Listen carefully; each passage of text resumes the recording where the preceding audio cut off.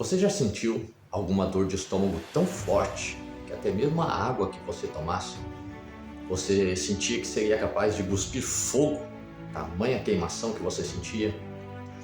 Pois é, o testemunho que eu vou contar hoje fala a respeito de uma pessoa que estava passando por isso.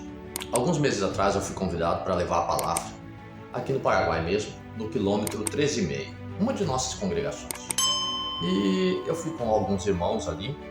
Eles foram para estar também apoiando aquele trabalho. E eu estava encarregado de ministrar a palavra. Então, por misericórdia de Deus, Ele me deu de sua palavra, pude ministrar ali.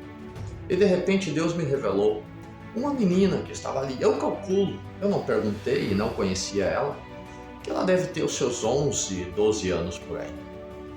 Deus então falou que Ele queria levantar ela para louvar o seu nome e para pregar a sua palavra. E ainda disse que estava falando com ela nos últimos dias. E para mostrar que era Ele que estava falando com ela, Ele revelou esta enfermidade, esta dor terrível no seu estômago, que ela sentia já há algum tempo. E eu me recordo que quando estava entregando, ela chorava e chorava compulsivamente, chegar a soluçar. E então, pude orar juntamente com a igreja por ela. E ao final do culto, quando nós estávamos nos saudando, eu me lembro que ela já não chorava mais. Ela sorria e sorria com um sorriso tão bonito que ficou gravado na minha memória. Porque aquele sorriso de gratidão pelo que Deus fez na vida dela. Eu quero fazer uma pergunta para você agora, antes de nós encerrarmos esse vídeo. Você é agradecido por aquilo que Deus fez?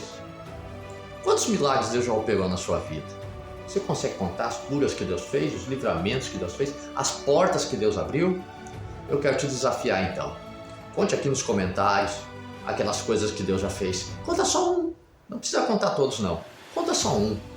E faz um favorzinho para a obra de Deus, não é para mim não. Faz um favor para o reino de Deus. Compartilhe esse vídeo para outra pessoa que você sabe que tem o que contar daquilo que Deus fez na sua vida.